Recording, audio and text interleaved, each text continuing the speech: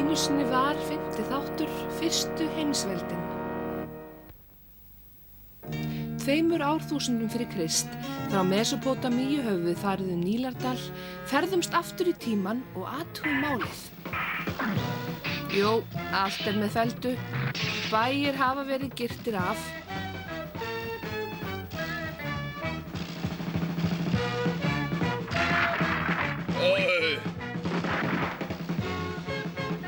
Það heldur þó ekki skefjum holskeflu þjóðflokk sem við skulum kalla Indó-Evrópumenn, enda vitum við ekki nánar deili á uppruna þeirra.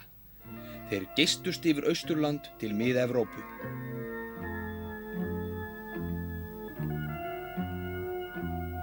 Þá ríkti Hammurabi Babýlonskonungur yfir Mesópótamíu og hélt uppi lögum og reglu. Sólguðinn Sjamas afhenti konungi fyrstu skráðu lögin í eigin persónum. Þetta er árið 1750 fyrir Krist. Bölvi maður öðrum að ósekju skal hann líflátinn. Til eru 3 konar menn, þrælar, nyrðlar eða nískupúkar og auðvitað menn. Skuldi maður öðrum getur hann lánað konu sína upp í skuld, þó aldrei lengur en til 3 ára. Hirðulausri húsmóður skal fleygja í fljótið.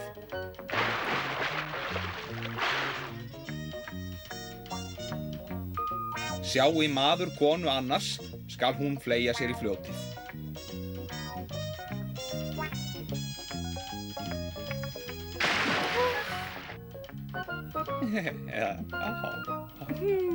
Dríi kona hór skal hún bundið með elskuða sinn og báðum skal fleygt í fljótið.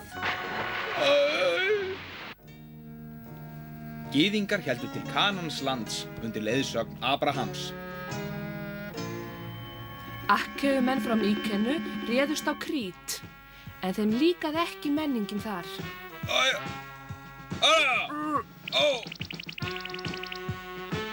Egyptaland dafnaði á dögum Ramsesar annars. Ungur faraóinn sendi fyrstur stríðsfréttir hann lýsti óförunum við Kades sem stórsigri. Skömmu síðar yfirgáfu Gyðingar Egyptaland og báru hvarvetna með sér hugmyndina eingyðistrú.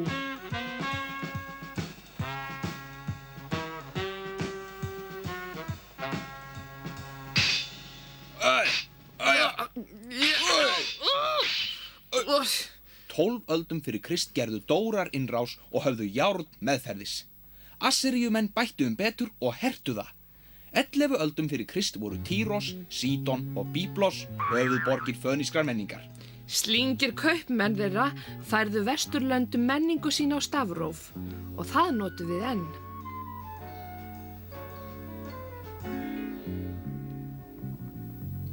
Og loks fekk Assyría notið sín. Borgin Assúr drottnaði yfir Miðausturlöndum og höfðingjarnir Sargon, Senakerib og Assur-Banipal ógnuðu þegnum sínum. Á dánarbeði sínu sagði hinn blóðþyrsti Assur-Banipal: Ekkert hef ég gert illt frammi fyrir Guði eða mönnum. Nú benda staðreyndir til þess að hið illa var honum daglegt brauð. Árið 612 fyrir Krist gengu Medíumenn og Babýloníumenn í bandalag. Undir forystu Nebúkadnesars gerðu þeir árás á Nínívu. Árás! Árás! Árás! Árás! Hjálp!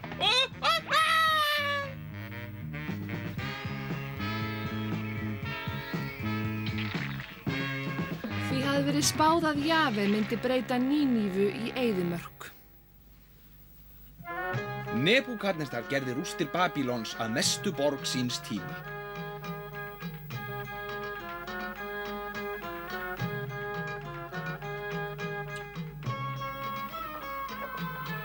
Komið og sjáið leirvarning minn, diskar, skálar, hattar. Ó, komið, hér er besta leirtaug veraldar. Sjáið. Hvað er þetta? Sóróaster kenndi að vitur og góður maður gerði ekki öðrum það sem hann vildi ekki að yrði gert við sig. Enginn hlustaði á hann. Mönnum er frjálst að velja milli góðs og ills, sagði hann, og enn skeytti enginn hann. Síðar lagði Konfútse við eyrun. Jesús líka.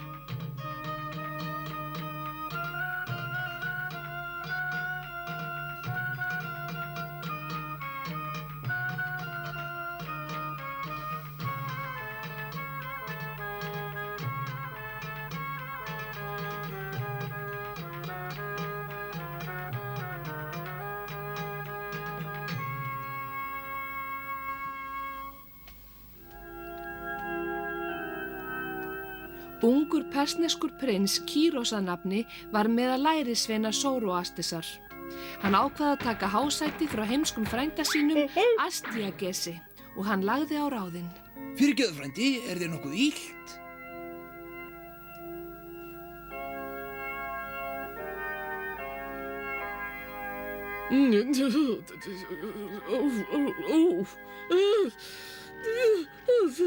Komin tími? Má ég kveikja fyrir þér á þig? Hvað þá? Hamingjasanna, það var fjarska leitt. Sóróaster kenndi að menn ætti að vingast við óvini sína.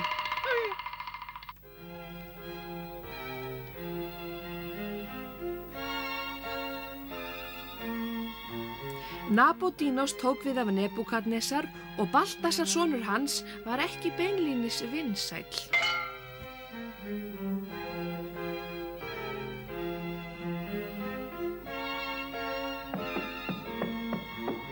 Opna!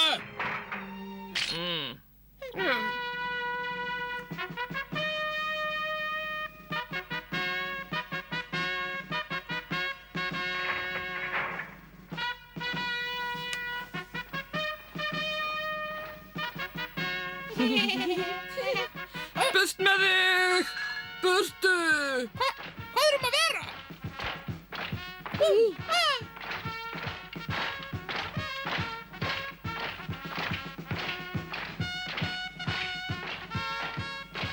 Búið var að ryðja Baltasar úr vegi og Nabódínos yfirgaf borgina og gerðist landstjóri. Babýlon var fallin og nú réði Kýros yfir allri Mesópótamíu og nú gátu gyðingar snúið heim til Jerúsalem og endurreist musteri sitt. Kýros skilaði fjársjóðunum sem stólið hafði verið í tíð Nebúkadnesars. Hann mælti í nafni Jave og gyðingar töldu hann nýjan Messías. Þetta var í fyrsta sinn í sögunni að hernumdar borgir voru ekki rændar og íbúum þeirra ekki gert mein. Þannig var fyrsta heimsveldið til.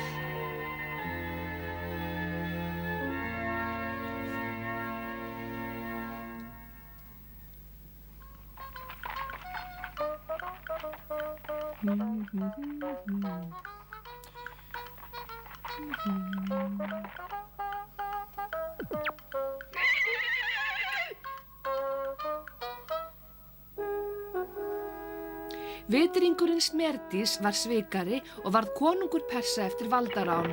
7 prinsar ákvaða að ryðja honum úr vegi. En sá yrði að vinna verkið sem Satan hest fyrstur hneggjaði. Og þá er komið að Daríosi.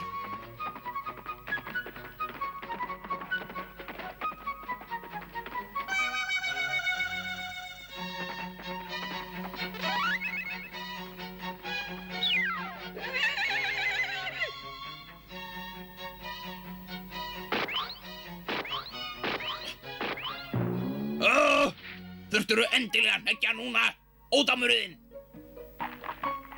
Þetta er Daríos fyrsti. Það var róstusamt í landinu. Daríos ákvað að lægja öldurnar.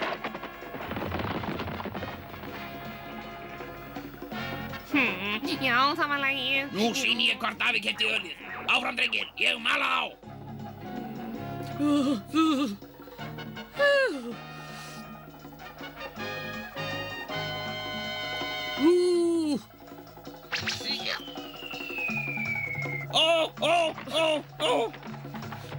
Ég fylgi þér, foringi. Ég fylgi þér, já. Hlaupið!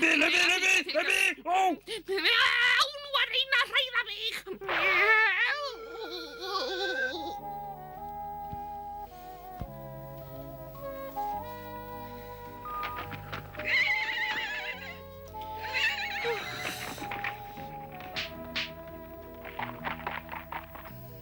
Þetta nóg í dag. Farðu með hann á básinn og færð honum fóður.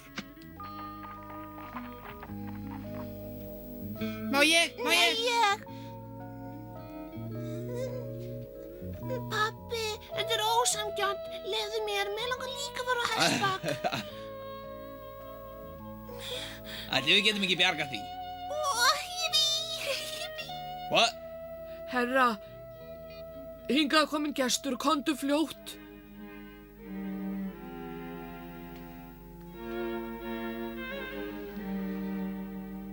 Gott og vel.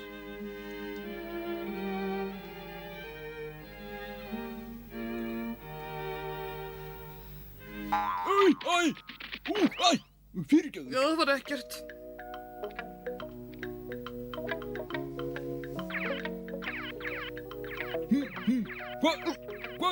Hvað er rannsbrjóturinn?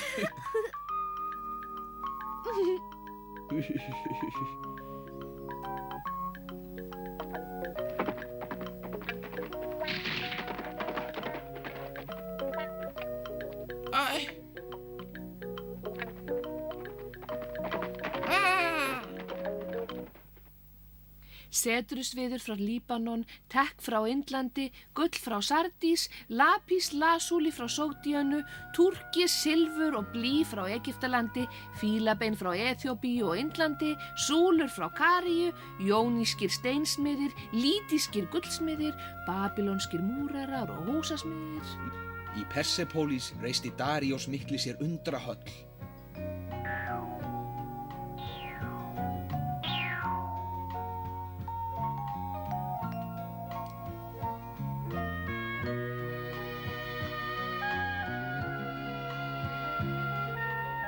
Konungur konunganna ríkti yfir 20 ríkjum.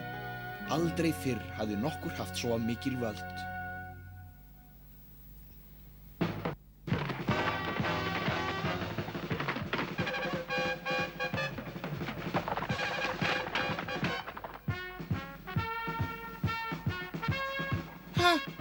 Hingað, fljótt, hingað.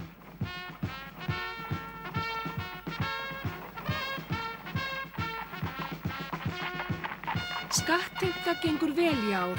Á veginum til höfuðstaðarins Pasargadae sjáum við 500 drengi frá Babylon. En fyrir þeim liggur að verða geldingar og 400 múldýr og 100.000 fjár frá Medíu.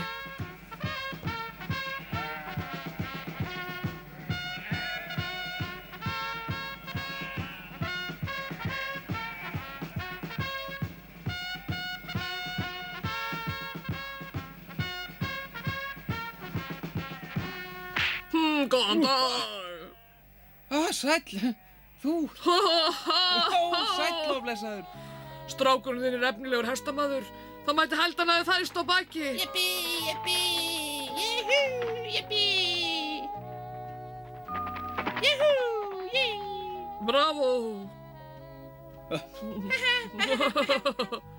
Loksins kemur vinur okkar sér að erindinu. Fallinn prins hefur safnað liði ræningja sem fyrir ránshendum héraðið og konungur hvatti mig til að tryggja öryggi okkar. Já, það er sem sagt það. Og ég á að setja upp herbúðir í virkinu hér. Og þú veist þá hvar mig er að finna. Já.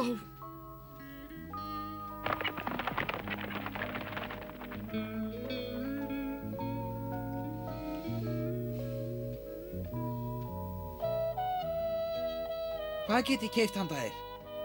Þetta. Hafa. Þakka þér. Haltu þér fast, þú meiðir þig að þú dettur. Herra, hópur útlaga stal varningi kaupmannanna. Og við komum til hjálpar og En ræningjarnir voru á margir. nú er engin félag okkar eftir. Bíðu við. Þarna eru þeir.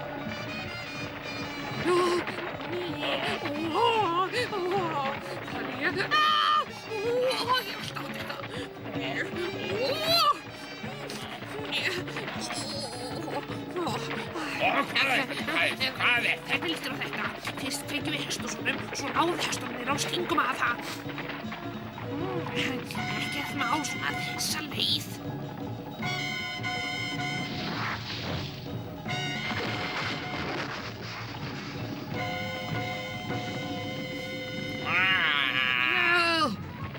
Hraðar!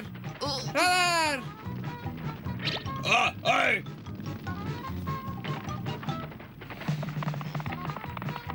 Náðu þeim!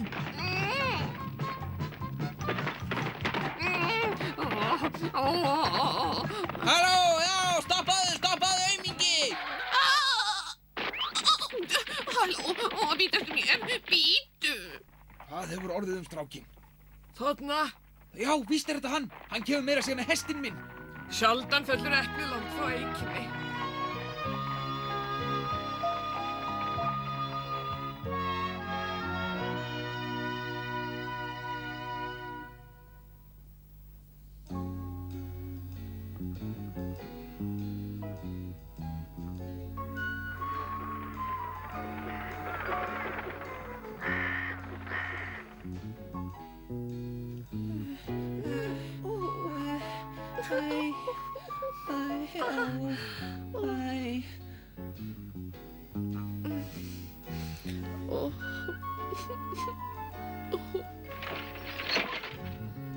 Kæri vinur, ég þykist vita eitthvað að mig að.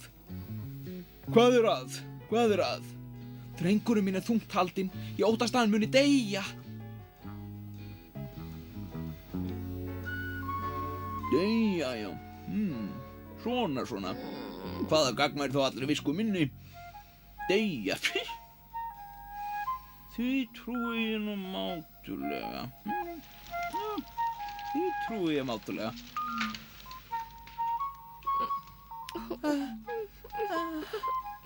Svo látt hann drekka þetta. Endurbyggingin gengur vel. Þurfum við að fara strax? Hvað hyggstu gera ef ræningjarnir koma aftur? Best að ég sýni ykkur áætlun mína. Fyrst kveikið þið mikið bál. Vopnið lítur svona út.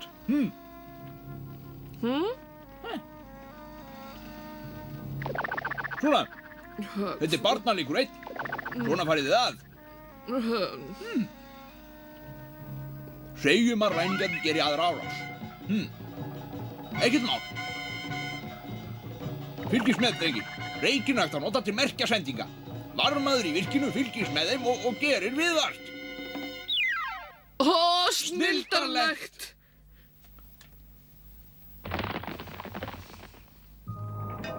Hvað ætlar að gera við þetta, Fróði?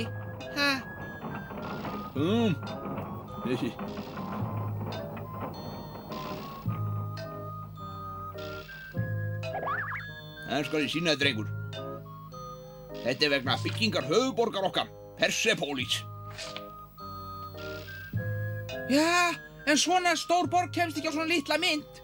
Pési minn, litla myndin er vinnuteikning. Sjá, þetta er kallað sólúr. Það segir til tíman út frá sólarhæð. Býtu nú hægur. Það býtu nú við, já. Röðum. Viltu útskýra þetta aftur?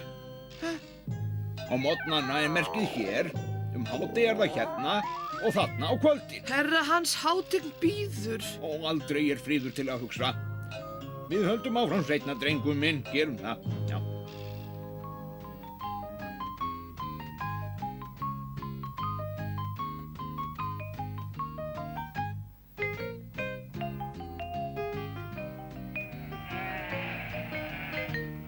Hratt flýgur stund. Sæll Pétur.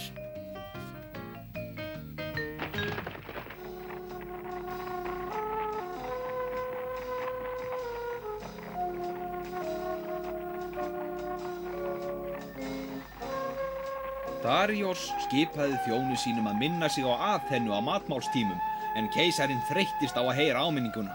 Hann ákvað að hernema Grikkland eftir margar uppreisnir þar gegn honum.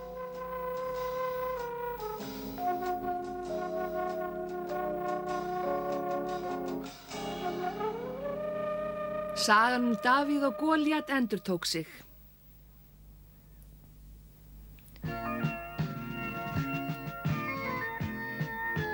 Xerxes tók við af Daríosi og síðan Artaxerxes. Mörg orustan var háð, Maraþon, Thermópíle, Salamís, en hvorugur hafði betur og samið var vopnahlé. Tæpri öld síðar endurgalt tvítugur herforingi heimsókn Persana. Sá hét Alexander mikli. Á gröf Daríosar voru rituð þessi orð. Máðu ekkert burt, tortímdu engum.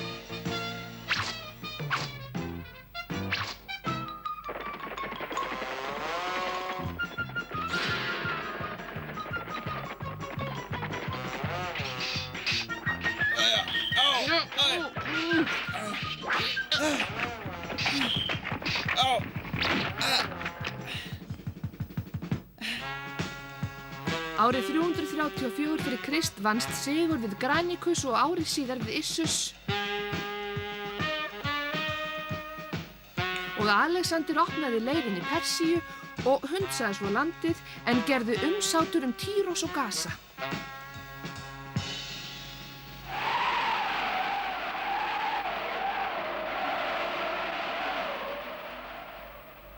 Og síðan hélt hann til Egyptalands að eigin sögn til að votta föður sínum virðingu sína.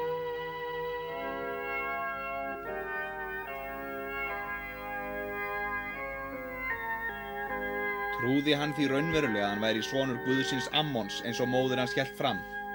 Alexander var undarlegur drengur. Árið 331 fyrir Krist vann hann loka sigur yfir Daríosi öðrum við Gágamela. Nú stóðu borgarhlið Babýlons opin og Alexander var fagnað líkt og Daríosi áður.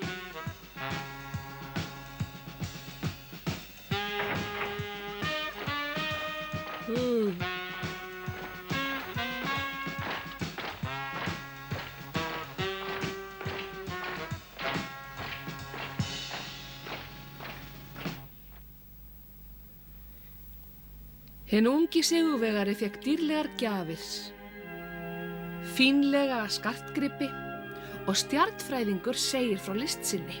Stöðu stjarnanna má reikna út. Hættir að spá fyrir stöðu. Alexander átti erfitt. Faðir hans var glæsilegur og velgefinn en drykkfelldur og mikill skapofsamaður. Og móðir hans var hraðlígin og auðmýkti sífellt konunglegan maka sinn, einkum í sambandi við son þeirra, og hún hélt því fram að hann væri sonur Guðs en ekki manns. Og það þýðir ekki furða þó Alexander hafi verið bráður, þunglyndur og ef til vill föðurmorðingi, og hann var vissulega vel gefinn en jafnframt undarlegur og ógnvekjandi. Nei, þú ert ekki Guð. Guðirnir hjálpa sér sjálfur. Það gerur þú ekki því Makedóníumenn komu þér til valda. En sú frekja! Eftir 10 ára landvinninga höfðu sumir mannanna gengið 20.000 kílómetra og þráðu hvíld. Ég skipa þessum her að ganga að víglínunni.